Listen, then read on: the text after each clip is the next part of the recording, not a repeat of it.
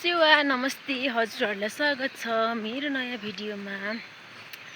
आज चाहिँ हामी जाँदैछौँ। हाम्रो चाहिँ असार चाहिँ अस्ति नै सकिएको। असार चाहिँ हाम्रो चाहिँ कस्तो भने जस असार चाहिँ भर्खर लाग्दैछ मन्थको हिसाबले, तर हामीले असारको काम चाहिँ अस्ति नै सकाइसक्यौँ। दाल चाहिँ रोपेको थिएन क्या। अब कस्तो हुन्छ भने दाल छिटो रोप्यो भने हाम्रो भन्दा अगाडि कसैले थालेको थिएन नि त। अनि दाल हामीले रोप्यौँ भने चाहिँ ढुक्कुर जति सबैभरको हाम्रोमा आएर खान्छ क्या। अनि अलिक पछाडि रोप्दाखेरि चाहिँ अरूले पनि रोप्नु थाल्नु भने अरूकोमा पनि ढुकुर बाँडिन्छ नि त। हो त्यही भएर चाहिँ हामीले भर्खर रोप्दैछौँ होइन।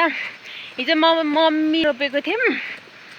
अनि दाल चाहिँ छ कि छैन थाहा छैन, पानी ठुलो पऱ्यो राति, अनि पानीले बगाएर लग्यो कि लगेन आई डोन्ट नो। अनि हामी चाहिँ फेरि पनि जाँदैछौँ, अलिकति थोरै बाँकी थियो। अनि हिजो चाहिँ मम्मीले नआइज है त भन्दै हुनुहुन्थ्यो र खुसी भएको। अनि आज त तेरो बहिनीले कति रोप्छ र आइज त पनि भन्नुभयो क्या। कभी खुसी कभी गम भने यस्तै छ जिन्दगी। खुसी इतनी गम क्या करे। मेरो बहिनी यति सानो छ नि त, भर्खर सानो खालको ठुलो बहिनी। सानो खालको अनि ऊ चाहिँ कस्तो भने मान्छे नि सानो काम पनि सानो, अनि थोरै खान्छ क्या। गर न इस्मारी क्या भन्यो भने म त खान्न पनि गर्दिनँ पनि भन्छ क्या। भन्छ नि त यहाँ हात गलो ऊ चाहिँ कस्तो भने म थोरै खान्छु, म हिसाबले नि सानो छु, केजीको हिसाबले नि सानो छु होइन। अनि म थोरै पनि खान्छु, त्यही भएर म चाहिँ थोरै गर्छु भन्छ। अब धेर खाने पनि चाहिँ गर्नै पर्यो, के गर्नु। हामी दुईजना चाहिँ जाँदैछौँ। अनि पहिला हामी साह्रो झगडा गर्थ्यौँ क्या। झगडा हुँदा नि कस्तो ग्रहै नमिल्ने क्या, मलाई रिस उठिहाल्ने। अनि म कराइहाल्थेँ। त्यस पछाडि म ठ्याक्कै ब्याचलर पढ्नु घरदेखि बाहिर गएँ। अब बाहिर गएपछि त घरको कुकुर पनि प्यारो हुन्छ अरे। त्यस्तै अनि त्यस्तै क्या। अब कहिले कुकुरको पनि माया लाग्छ। अनि त्यहाँदेखि हामी चाहिँ कस्तो अरे आएँ नि त, म त दसैँमा माइती आएको छोरी जस्तो। अनि त्यहाँदेखि त मलाई रिसै उठ्नु छोड्यो क्या।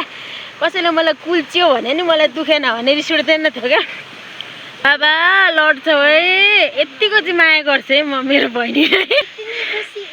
कति राम्री, यता हेर त बाबा कति राम्री पनि छ क्या। हेर्नु चटक्क मिलेको सर्लक्क। के भन्छ तारिफ गरेर मक्खा हुँदै म चाहिँ। राम्री छ जोस्, राम्री लाग्छ। दिदी पनि राम्री हुनुहुन्छ।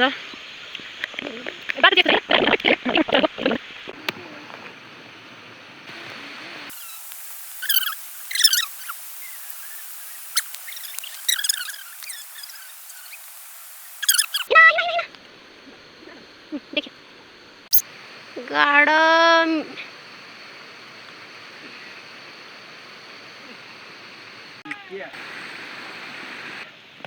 उदो ताका ताका